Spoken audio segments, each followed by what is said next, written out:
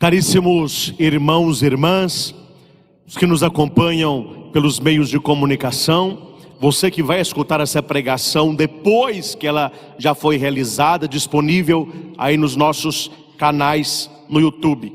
Nós estamos celebrando o 22º domingo do tempo comum e a temática geral é a humildade evangélica que me leva à gratuidade. Marque na sua Bíblia o texto de Lucas, capítulo 14, versículos de 7 ao 14. Meus irmãos, se podemos assim ilustrar para ficar mais simples, se há duas moedas, que é um tesouro que nós podemos mandar para o céu, assim como Jesus disse: ajuntai no céu tesouros onde o ladrão não roube e onde a traça não corrói. Duas moedas valiosas que nós podemos enviar lá para a nossa vida eterna são ações de humildade e ações de gratuidade. As duas parábolas que Jesus contou têm a ver com isso. Primeiro, é preciso tirar aquilo que não é humildade. As pessoas misturam muitos conceitos e é por isso que não se vê ninguém falando por aí: eu quero ser uma pessoa humilde. A minha meta é a humildade. Porque na cabeça das pessoas, ou pelo menos de algumas, o que é humildade? Humildade é pobreza ou bobeira. Geralmente as pessoas veem alguém muito pobre e diz assim: aquela pessoa é humilde. Não, aquela pessoa é pobre. Uma coisa é pobreza, outra coisa é humildade. E uma pessoa que não reage, uma pessoa boba, uma pessoa que passa a perna nela, ela não fala nada, o horário de trabalho até tal, ela trabalha 4 horas mais, não recebe mais nada, mas está lá, fala: olha, que humildade, viu? Não é humildade não, gente, isso é bobeira. Uma coisa é a pessoa pobre, outra coisa é a pessoa boba, outra coisa é a pessoa humilde. A palavra humildade vem do latim humus, significa terra fértil. A humildade significa confiança total em Deus e não em si mesmo. Humildade para com Deus numa atitude de adoração. Humildade para com as pessoas numa atitude de gratuidade. A pessoa humilde, ela tem algumas características e que não é difícil. A pessoa humilde, ela trata bem a todos. Há pessoas que tratam bem alguns por interesse, por segundas intenções. A humildade genuína, ela trata o outro bem porque o outro merece respeito e ser tratado bem. A humildade me leva a agir com mansidão onde quer que eu esteja, principalmente os que têm mais autoridade, os que estão a nível de coordenação, um dono de uma empresa, um fiscal, as pessoas que têm um poder sobre os outros. Mesmo assim, administrar isso com simplicidade, não subir na cabeça o poder, o ter, o aparecer. A pessoa humilde, ela reconhece os dons que ela tem e ela coloca os dons a serviço dos outros. Ela não acumula para si, mas ela reparte aquilo que de Deus recebeu. Os dons que recebemos de Deus, eles exaltam a glória de Deus na nossa vida. E o que é a tal falsa humildade? Uma pessoa que não aceita elogio, ela quer elogio. Suponhamos que tem alguém aqui e que tocou um instrumento, até o que do ministério, tocou um instrumento. Você chega e diz assim: olha, meus parabéns, hein? Você toca bem. Muito obrigado. Um dom que eu tenho facilidade, mas peguei aula também, né? E eu ponho o meu tom a serviço, gosto de tocar aqui nas coisas de Deus. Ora, meus parabéns, muito obrigado pela presença, viu? Morreu o assunto. que é a falsa humildade? É você não reconhecer os dons que você tem. Peca-se por querer ser o que não é, mas peca-se por não reconhecer o que tem. Aí você elogia, o exemplo 2, meus parabéns, você toca muito bem. Não, que isso, eu estou aprendendo. Não, você dedilhou tão bonito na missa. Não, eu toco só o quem quer pão. Não, você fez tanta... Quanto mais a pessoa nega o dom, mais elogio ela vai receber. Isto é falsa humildade, porque a humildade está em lavar os pés, concomitante aos pés lavados. A humildade para se abaixar para lavar os pés, e a humildade de se deixar lavar os pés. Na Santa Ceia, Jesus, que é o Cristo Senhor, o Messias, ele tira o seu manto, ele pega uma bacia, pega uma toalha, ele se cinge e ele vai lavando os pés dos seus discípulos. Quando chega a vez de Pedro, Pedro não se sente digno de ter os pés lavados. E Pedro diz: os meus pés não lavarás. Tu és o Cristo, tu és o Messias, tu és o Senhor. E Jesus vai dizer com ele: olha, se eu não lavar os teus pés, você não terá parte comigo. Então o Senhor não me lava só os pés, não, lava também a cabeça, lava as minhas mãos. Não, quem já está limpo, limpo está, pela palavra que eu vos falei, mas nem todos vós estáis limpos. Ele falava de Judas, o traidor, né? Então a humildade de Jesus era de lavar os pés. A humildade de Pedro era de se deixar lavar os pés. Uma outra falsa humildade que existe, as pessoas que são muito prestativas, e isso é uma qualidade. A pessoa gosta de ajudar, mas a pessoa sente incomodada quando alguém quer ajudá-la. A pessoa, você pode ligar para ela 3 horas da manhã, que ela vai te acudir, mas ela dificilmente vai ligar para você nesse horário achando que incomoda. Isso é falsa humildade.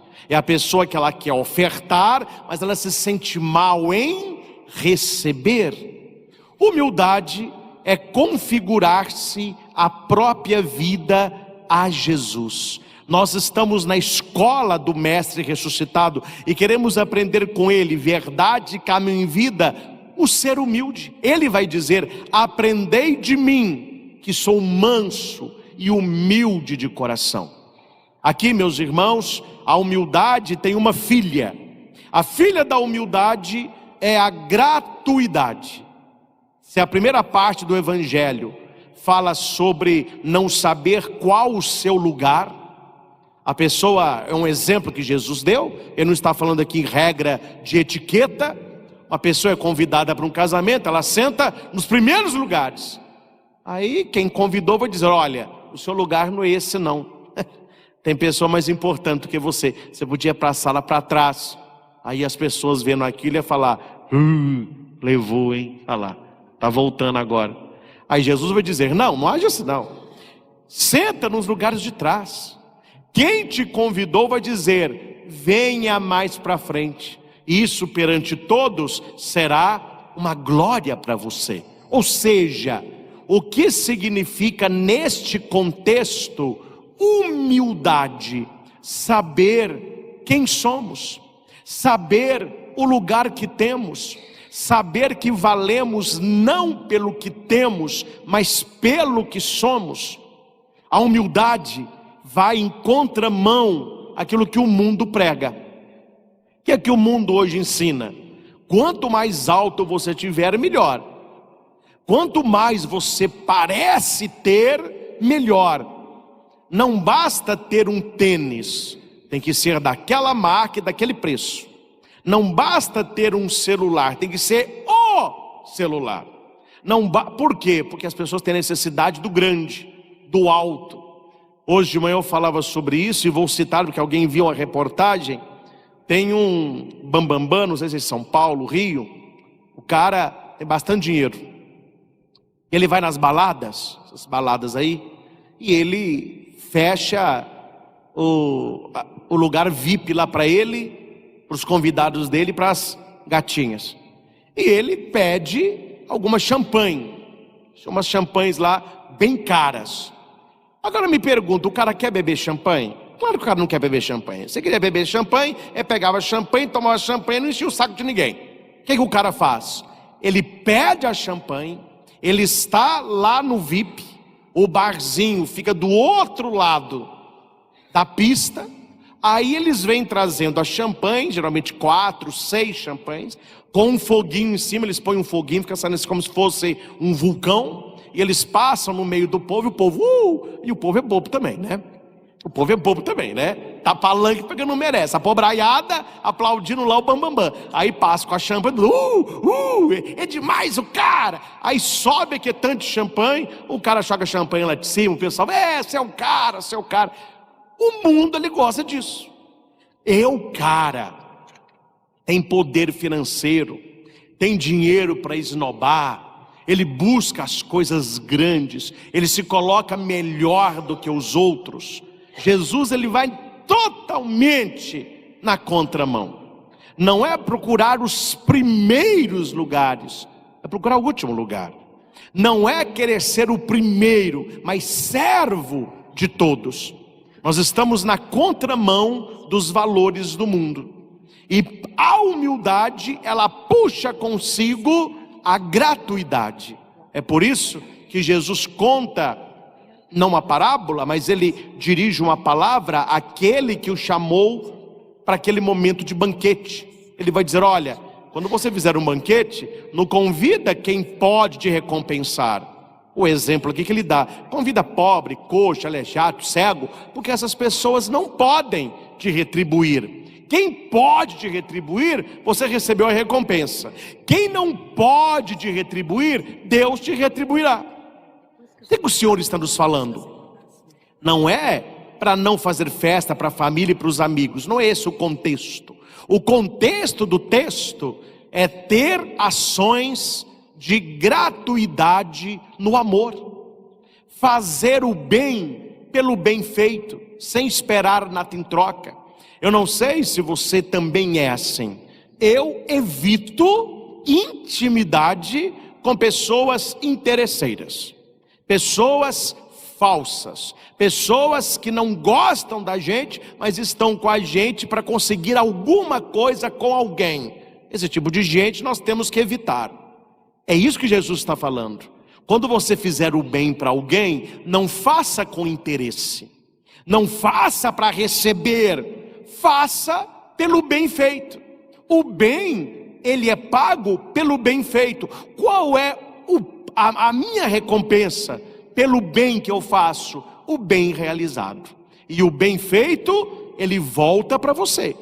Ele pode não voltar para quem você fez o bem, mas ele sempre volta, e ele chega por outra pessoa.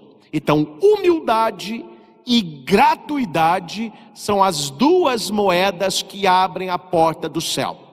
Humildade é você ser dependente de Deus. Humildade é você ser como uma criança no colo de Deus. A pessoa soberba, a pessoa cheia dela mesma, primeira coisa que ela não tem é fé. Por que ela precisa de Deus? Ela se basta. A posição dela se basta. O que ela tem se basta. Por que ela vai querer o reino de Deus? Ela tem o reino dela. Venha a nós o vosso reino. Não, eu não quero esse reino, eu quero o meu reino. E eu tenho o meu reino. Tem gente que vive como se fosse um monarca, e geralmente não tem a dimensão espiritual. A primeira leitura que escutamos vai dizer: o soberbo, para ele não tem remédio, porque o pecado enraizou em seu coração.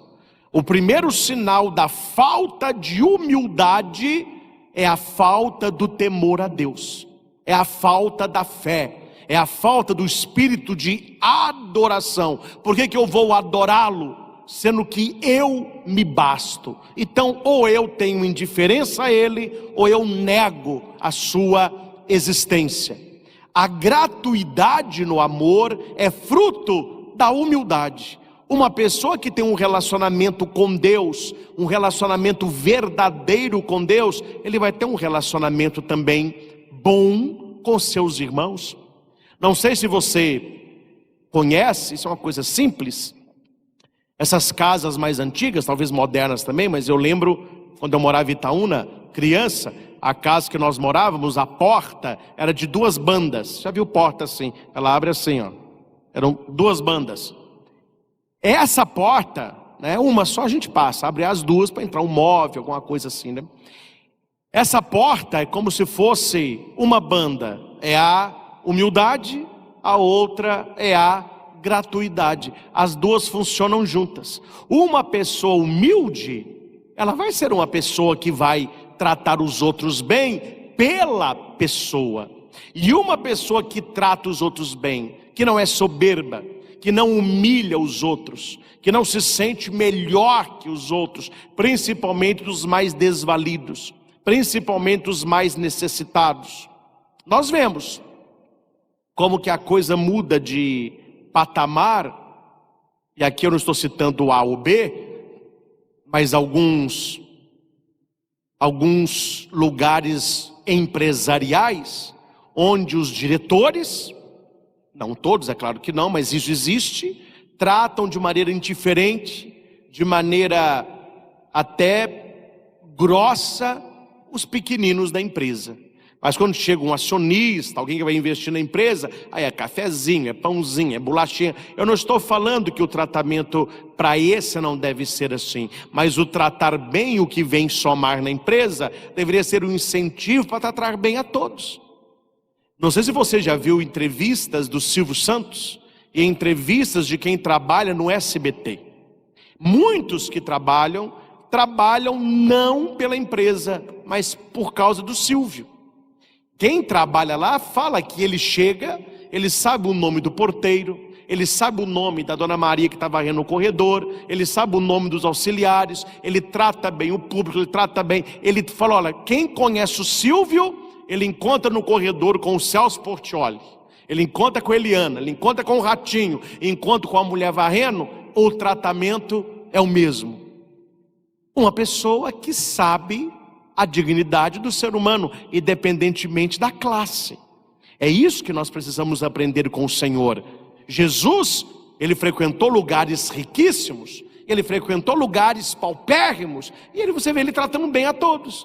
Ele vai na casa de Zaqueu, um homem que tinha muitos bens, ele trata bem Zaqueu. Ele encontra com a samaritana, uma mulher que estava aí pulando de marido em marido, ele a trata com dignidade. De madrugada conversa com Nicodemos, trata bem. Jairo chama, ele vai até a casa de Jairo. A hemorroíça o toca, ele para e conversa com ela. A viúva de Naim, ele lhe devolve o filho. Na casa de Marta e Maria, ele está lá conversando, sentado. Quer dizer, uma pessoa bem resolvida, um homem aberto à vida, sempre acolhedor, acolhendo a todos. No seminário, quando nós vamos estudar pastoral, é uma das matérias da teologia, pastoral, não é? Paroquial, o professor fala muito, fala, olha, o padre é uma das poucas pessoas, vamos falar profissões, mas uma vocação, né? Que frequenta os lugares mais nobres e os lugares mais pobres. Você vai tanto abençoar os mais nobres, como você é chamado para visitar também os mais pobres. E lá o professor falava, trate a todos como filhos, abençoe a todos, visite a todos, esteja com todos. Ou seja, não é bicho de 7 cabeças você ter uma vida na humildade, uma vida na gratuidade.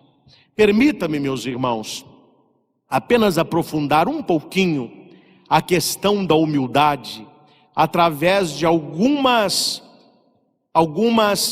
meditações, reflexões de Raniero Cantalamessa, cardeal da Santa Igreja.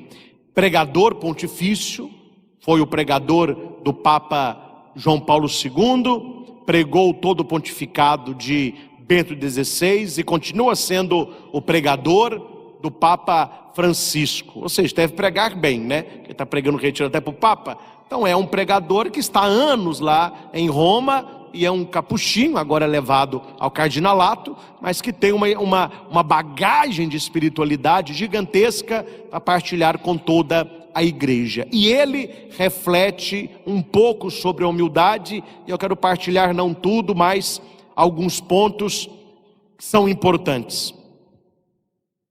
Atenção ao que ele vai dizer. A humildade é, antes de tudo, uma questão de fatos, de escolhas, de atitudes concretas, e não uma maneira de se sentir e falar de si. Então a humildade não é você sentir, eu sou humilde.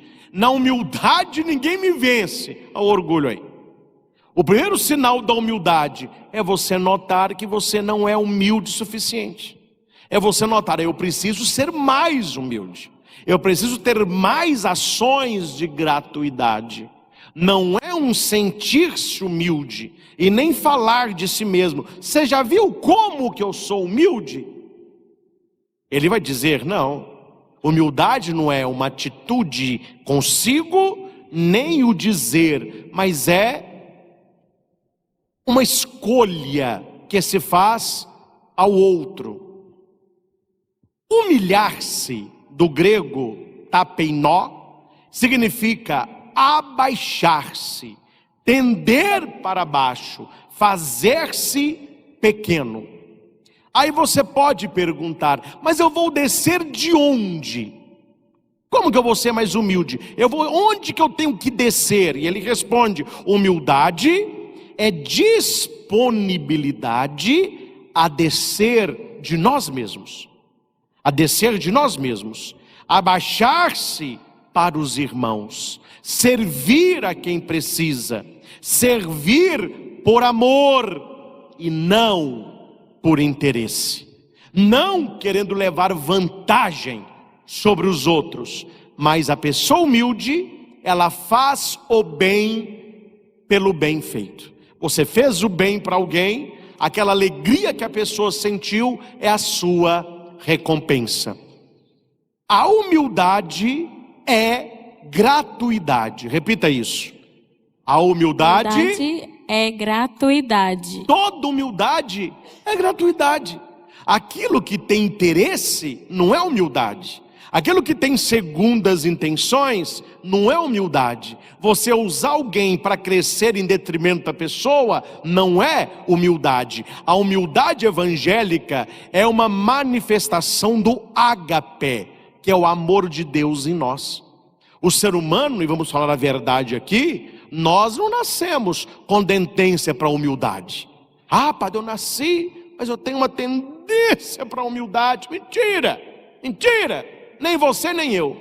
Nós nascemos com a tendência por orgulho, querendo nos sentir melhores que os outros, querendo levar vantagem em tudo. Nós temos que lutar contra isso. O pecado que clama em nós. São João da Cruz, São João Crisóstomo, São Tomás de Aquino, Santo Agostinho, bispo de Hipona e tantos outros santos vão dizer, nós temos que vencer a carne e deixar que ressuscite em nós as obras do Espírito. É normal o ser humano ser egoísta. É da nossa natureza pecadora. É normal você querer levar vantagem. É normal você querer ser mais bem tratado que o outro.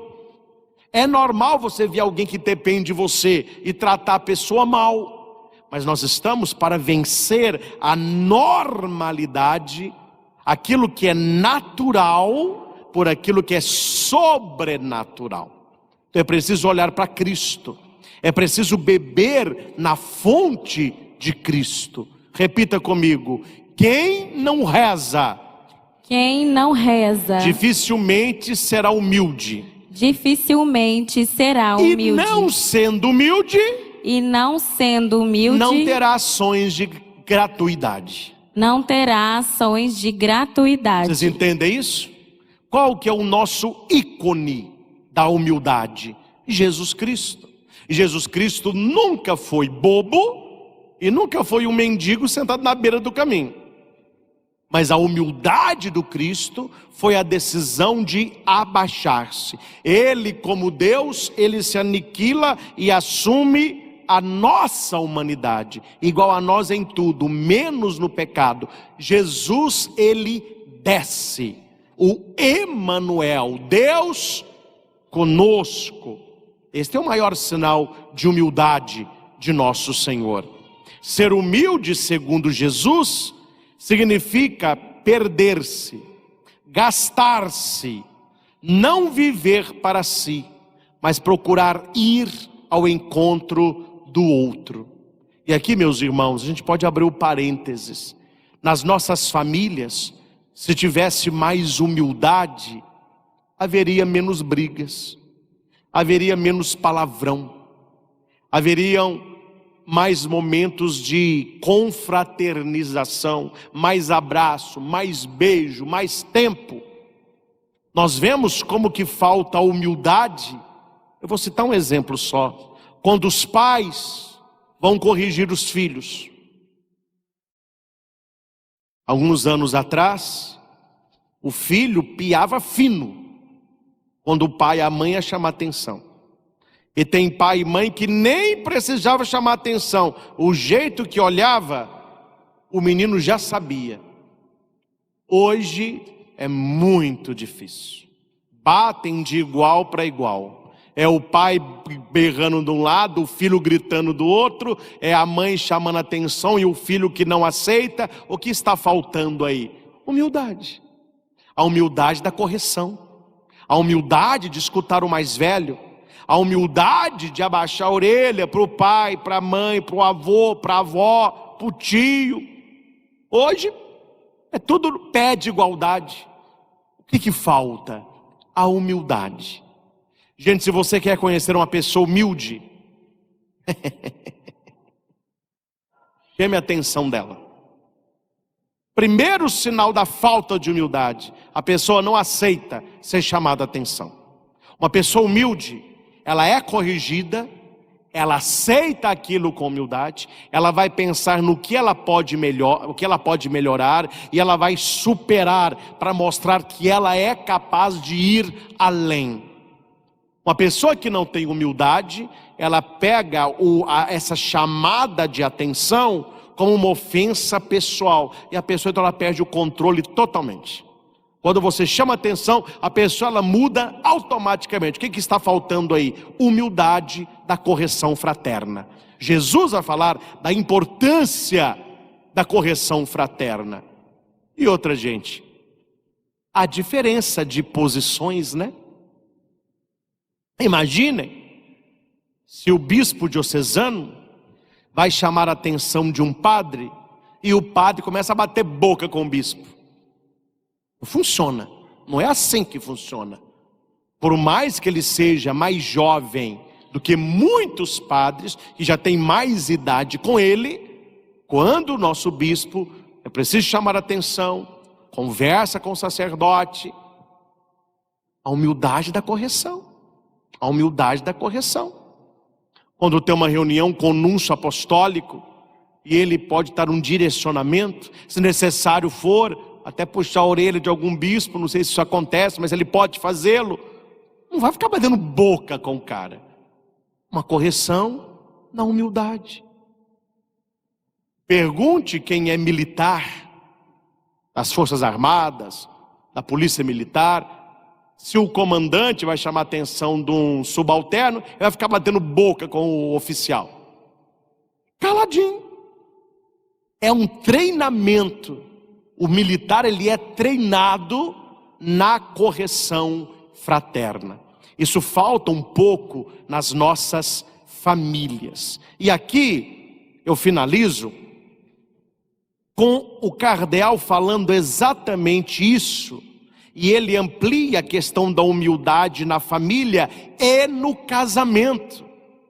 O que é que hoje mantém um casal unido?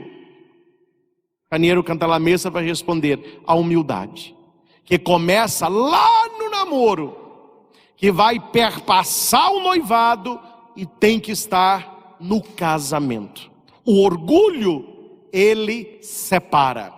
a briga de foice, cabo de guerra. Você lembra cabo de guerra? Na escola tinha muito cabo de guerra. Educação física. Separava a turma em dois, o professor punha lá uma marca no chão com a fita na corda, punha a corda no meio e cada um puxava de um lado. Aí ficava lá até um grupo cansar e o outro ganhar. Casamento que não tem humildade é um cabo de guerra diariamente. É um puxando para um lado, o outro puxando para o outro, até que um dos dois vai se cansar e falar: olha, para mim não dá mais. Estou cansado. Eu escuto muito esta palavra: padre, eu estou cansado do meu casamento. Eu estou cansado da minha esposa. Estou cansada do meu marido. Por quê? Porque faltou humildade. Faltou a capacidade de ceder. E aqui o orgulho tomou conta. Vamos ver de nós dois quem é que dá certo. Vamos ver de nós dois quem é que pode mais. Vamos ver de nós dois quem é que tem a razão. Ao invés de ser feliz, eles querem saber quem está certo. E ele vai dizer assim, olha que interessante: o orgulho, o individualismo são inimigos mortais do amor. O orgulho e o individualismo. Gente, cuidado com isso.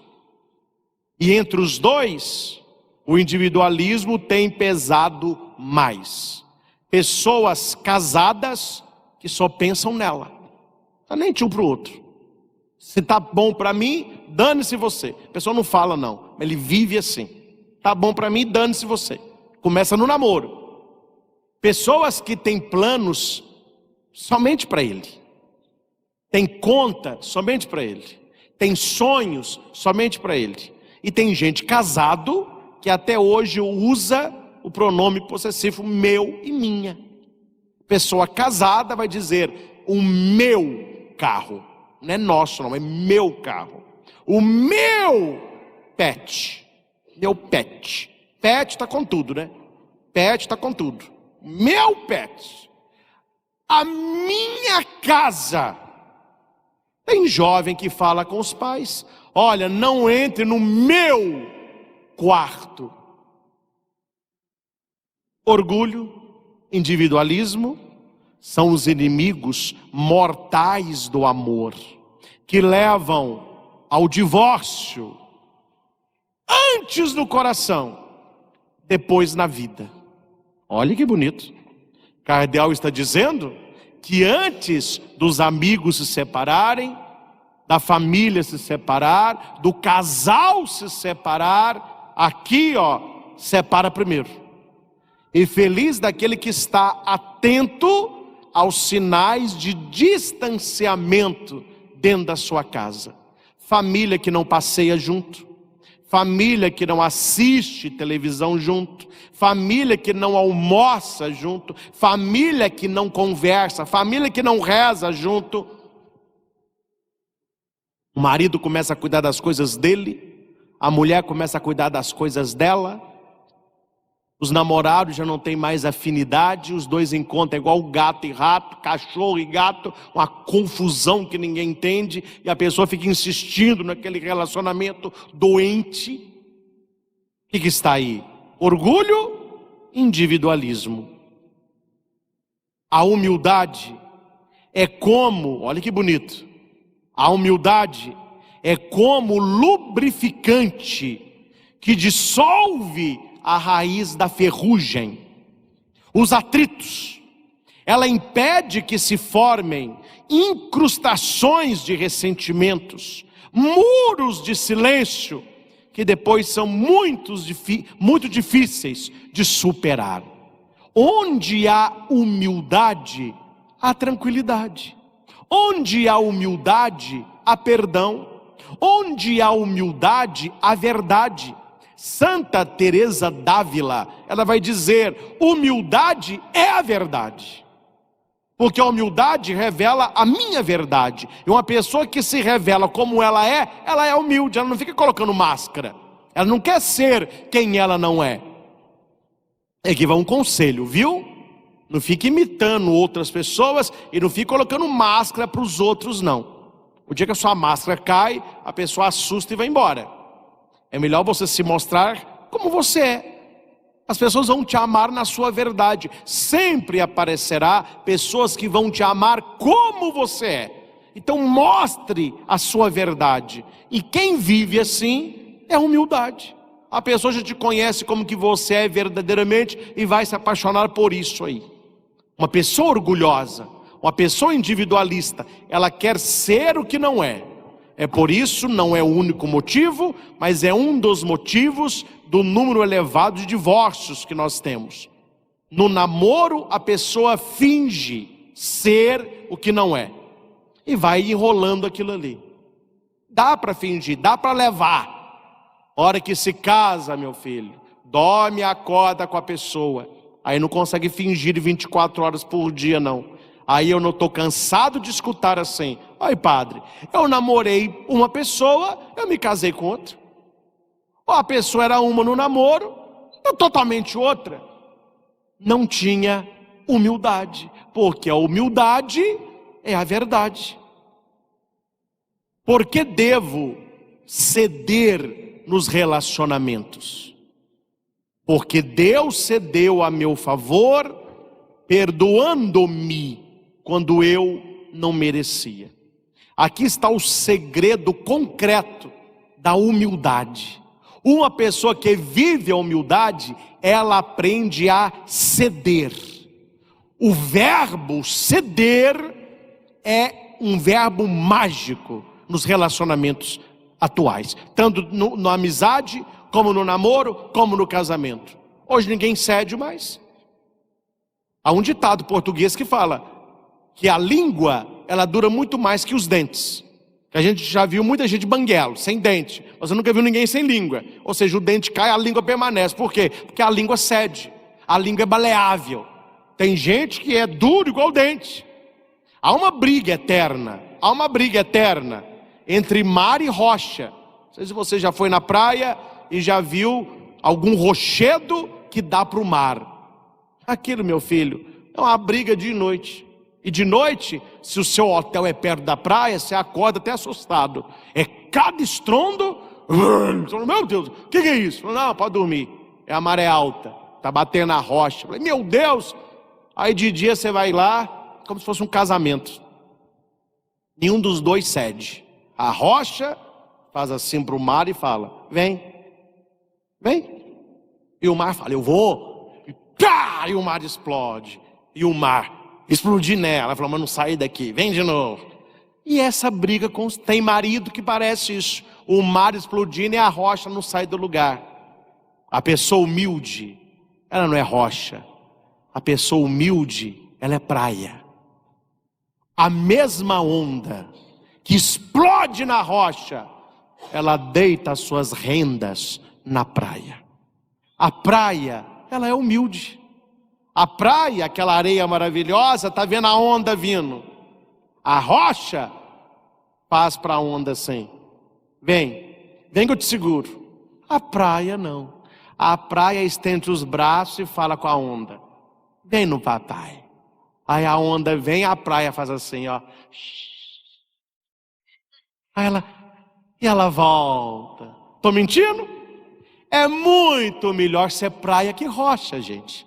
É muito melhor você estar com os braços abertos do que em posição de ataque. Você casar com a pessoa que é rocha, você namorar com a pessoa que é rocha, você ter um amigo que é rocha, é muito estrondo, é muita briga, é muita desavença. O mar não vai parar e a rocha não vai ceder. Então é muito melhor você ser praia. A praia, ela abraça a onda. A praia, ela tira a força da onda. Aquela onda que explode na rocha, ela deita calmamente na praia. E as crianças ficam ali brincando. A areia, ela cede para a força da onda. E na humildade da areia, ela acalma o mar. É muito melhor ser areia na humildade do que rocha na verdade. Você quer estar certo ou ser feliz? Pessoa que quer estar certo o tempo todo, ela vira um rochedo. Se você quer ser feliz, você vai ceder. Aí você se torna uma praia. Repita os casados aí: um matrimônio em crise é salvo pela humildade. O matrimônio em crise é salvo pela humanidade. Levante a mão aí, quem já é casado aí? Vocês gostam de casar mesmo. Bens a Deus. Glória a Deus por isso. Olha para o padre aqui. Estou pondo carapuça não, viu? Qual foi a última vez que você errou com seu marido, que você errou com a sua esposa e que você teve humildade de falar com ele ou com ela assim: eu vim te pedir desculpa, eu vim te pedir perdão porque eu errei. As pessoas arrumam justificativa, elas arrumam desculpa, elas ficam procurando o culpado. A humilde não. O humilde, ele desce: eu errei, eu estou errado, eu quero te pedir perdão, eu vou melhorar, você me perdoa? Você me desculpa? Eu errei de novo com você. Isto é humildade. A humildade salva um matrimônio. Um matrimônio feito de mar e rocha, eles vão brigar até que um dos dois desista. Um matrimônio que um dos dois cede, e um matrimônio onde a humildade ela vive, esse casamento ele floresce, esse casamento ele cresce, esse casamento ele se renova. O matrimônio nasce da humildade. Levanta a mão aí, tem namorados aí? Namorado. E ali, namorado. Quem namora, vocês não sabem, mas namorar é uma atitude de humildade. Cardeal vai dizer que na antropologia do namoro, o namoro é você falar para o outro: eu sozinho não me basto, eu preciso de você, eu quero você. Vem cá, tio, quer, né? Isso é uma ação de humildade, gente. Ah, não, eu não aguento viver com ninguém, eu não suporto ninguém. Egoísta, fechado. Eu quero namorar, eu quero ter uma família. Humildade. Você está falando para o outro assim: eu não quero ficar sozinho, eu preciso de você. Aí os dois vão namorando. Aí que chega o dia que a moça estava esperando, né? Quando o rapaz prepara lá uma mesa, coloca uma vela, coloca a música do Hit. Aí eu fui longe, né? Coloca a música do Hit, tem gente que nem sabe quem é. Coloca a música do Hit e tira aquela aliança. Aí ele ajoelha. A moça, ela está esperando isso há tempo. Ela fica assim: que surpresa, está esperando isso. O dia que eu te conheci, a minha vida se transformou. Eu sou criança, o seu amor me faz crescer. Eu não consigo mais viver sem você. Você é o ar dos meus pulmões. E eu te pergunto: meu amor, quer se casar comigo? Ela já está chorando. Ai, eu quero. Esse ritual bonito, e faça, porque a mulher gosta disso. A namorada espera esse momento. Não vou contar o nome, tem um amigo meu, muito secão, não é? É marombado. Falei: o dia que meu filho prepare aquele momento do pedido do noivado. Não faz uma coisa de maromba, jogando peso no chão, gritando. Faz uma coisa romântica. E ele seguiu o conselho, fez um buquê bonito, mas ela chorou. Falou: padre, mas não falei? Estou te falando. Esse momento bonito do pedido de casamento, a gente não olha por esse prisma, mas é algo muito humilde.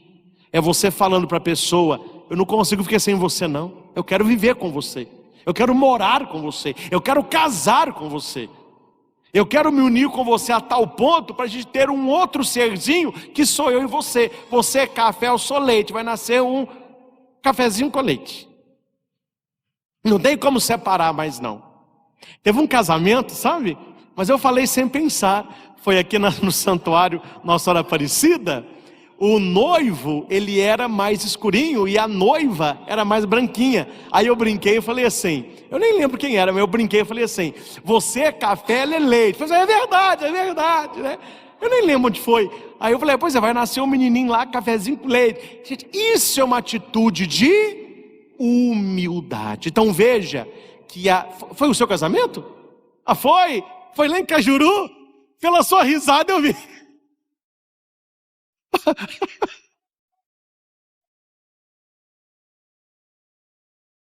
Você era o café? E o leite? Cadê a noiva? Ah, lá viu? É.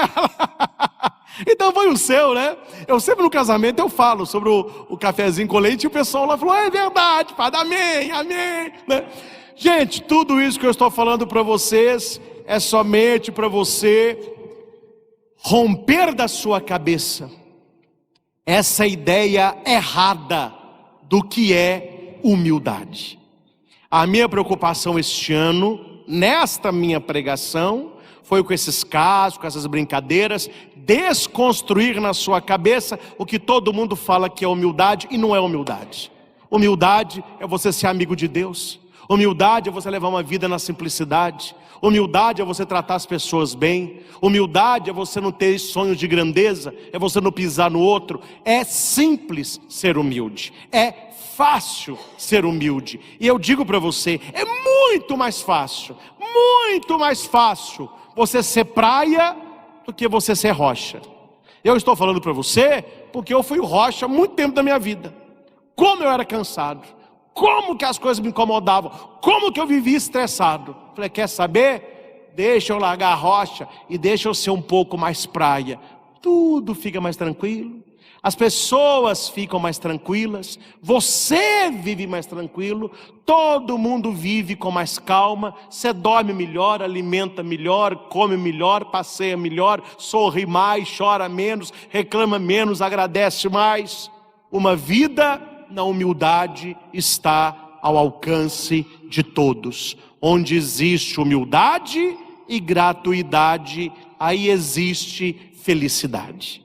Onde existe humildade e gratuidade, aí existe felicidade. Então um conselho que eu estou para todos que estão aqui e vocês que estão em casa, principalmente os que estão com problemas conjugais. Muitos casais estão aqui e milhares nos acompanham agora. Coloca mais humildade no relacionamento de vocês. Não queira estar certo o tempo todo, queira ser feliz. Aprenda a ceder. Não seja rocha, seja praia. A praia acolhe, a praia abraça, a praia sabe ceder. Onde existe humildade e gratuidade, aí existe verdadeiramente a felicidade. Que Jesus nos ajude a viver esses preceitos evangélicos e que por intercessão de Maria Santíssima, a mãe da humildade, que nós possamos crescer nessas duas virtudes tão necessárias aos cristãos de hoje. Uma vida centrada em Deus e aberta aos irmãos. Ao Senhor Jesus, toda honra, toda glória e todo louvor. Louvado seja nosso Senhor Jesus Cristo. Para sempre seja louvado. Você que está conosco no YouTube, escreva aí agora. Onde existe humildade e gratuidade, aí existirá a felicidade. Escreva aí, vamos ver quem vai ser o primeiro. Vamos encher o chat agora. Onde existe humildade e gratuidade, aí existirá felicidade. Se você não é inscrito, se inscreva no canal, deixe o seu like, o seu joinha, isso ajuda o YouTube a enviar essa pregação para outras pessoas. Clique no sininho para você ser notificado dos novos vídeos. E você que está fazendo a quaresma de São Miguel, hoje, domingo, não teve a quaresma. No domingo não se reza a quarentena. Amanhã, às 6 horas da manhã, o vídeo já está disponível no Luz e Vida Evangelização. Assista a hora que der e faça as orações pedindo a intercessão e a proteção de São Miguel Arcanjo. Quem como Deus? Ninguém. Nós tomamos posse desta pregação em nome do Pai e do Filho e do Espírito Santo. Amém. Amém. Sem humildade Eles ficam querendo separar o café do leite, viu? Não pode. Ainda bem que eu lembrei a tempo. Pela sua risada, eu vi que era o casamento dele. Pessoal, dentre as muitas coisas que nós temos, né, para agradecer a Deus, nesse final de semana nós temos a graça de poder comemorar os 17 anos de ordenação sacerdotal do Padre Christian, né? Então nós vamos fazer uma homenagem para ele, e nada melhor do que essa homenagem ser representada na pessoa das crianças, né? Que ele tem dado esse espaço em especial para as crianças aqui em torno do altar, né? E isso, de uma certa forma, leva a evangelização até as nossas crianças. Então nós vamos fazer a nossa homenagem com as nossas crianças pelo aniversário de ordenação sacerdotal do nosso Padre. Uma noite de suor sobre o barro em alto mar, o céu começa a clarear. A tua rede está vazia, mas a voz que te chama te mostrará um outro mar, e sobre muitos corações a tua rede lançarás. Doa a tua vida como Maria aos pés da cruz, e será servo de cada homem, servo por amor, sacerdote da humanidade. Doa a tua vida como Maria aos pés da cruz, e será servo de cada homem, servo por amor, sacerdote da humanidade. Caminhavas no silêncio, esperando além da dor, que a semente que tu lançavas no bom terreno germinasse. Mas o coração exulta, porque o campo já está dourado, o grão maduro pelo sol, no celeiro pode entrar.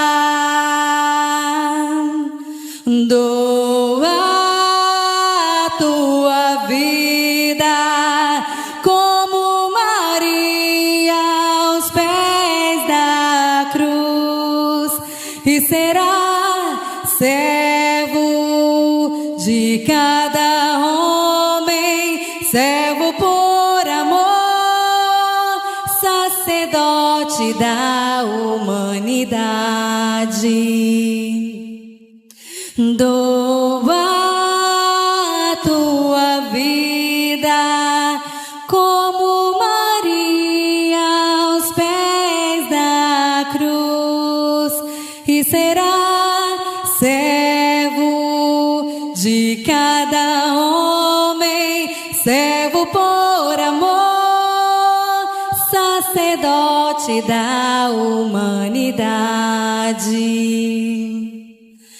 Doa a tua vida como Maria aos pés da cruz, e será servo de cada homem, servo por amor, sacerdote da humanidade. Todos comigo. Doa a tua vida como Maria aos pés da cruz, e será servo de cada homem, servo por amor, sacerdote da humanidade. Eu convido você agora a estender as suas mãos em direção ao Padre, em sinal de intercessão. Diante de todas essas mensagens, gostaria de frisar uma que eu vi entrando. Padre, nós te amamos, a sua igreja te ama, o seu rebanho te ama. Então, com as nossas mãos estendidas, assim como uma locução de Nossa Senhora, ela vai dizer que os sacerdotes são os filhos prediletos de Maria. São eles que têm a graça, por excelência, de trazer o corpo e o sangue do seu Filho Jesus sobre o altar como alimento para cada um de nós. Então, Pai, nós te pedimos que envieis o vosso Espírito Santo sobre a vida do Padre Christian, que o Senhor continue acumulando da tua unção, da tua graça, que a sua vida seja esta vida, testemunho vivo do Evangelho, que ele continue trazendo a mensagem do coração de Deus até os nossos corações. Que a sua vida continue semeando flores na vida das pessoas. Que a sua vida seja este testemunho de alegria e de fidelidade diante da tua presença.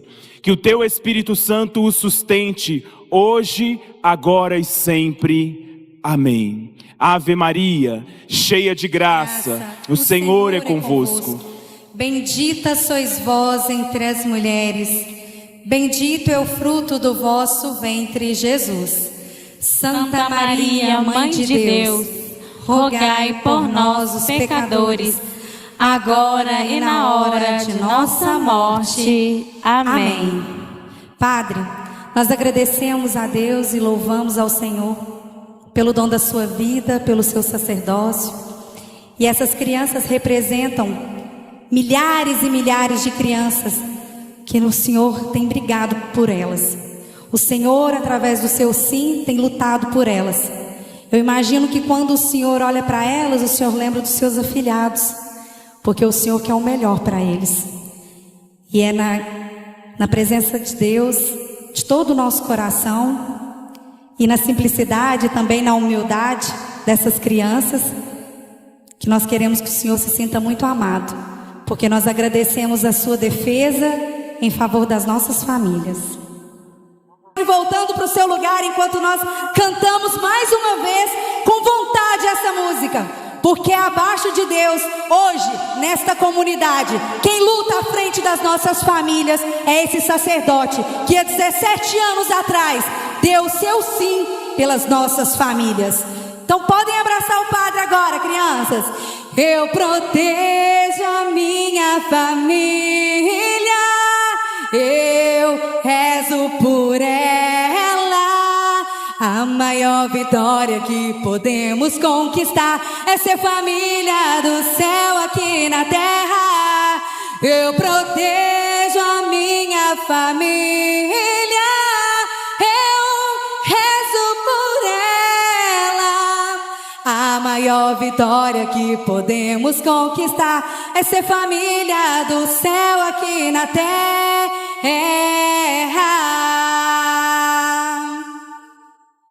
Christian!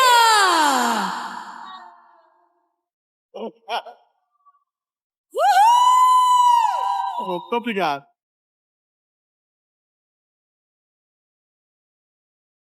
Bem. Olha, muito obrigado. Fiquei muito feliz pela homenagem, mais feliz ainda pelas crianças, né? Guarda as plaquinhas para mim, para eu guardar de lembrança. Que Deus abençoe a todos. Sou muito feliz por ser padre e sou muito mais feliz por estar aqui com vocês. Eu fico lembrando quando a gente chegou aqui, tinha quase nada, né? Hoje de ver tanta coisa em tão pouco tempo, graças ao amor que nos une, esse amor que nós temos pelo nosso santuário e por esta obra tão bonita de evangelização. Então que Deus abençoe a todos e cada um e rezem sempre por mim, né? O melhor presente que o padre pode receber é a oração do seu povo. A gente vai trocando oração, vocês rezam para mim, eu vou rezando também por vocês.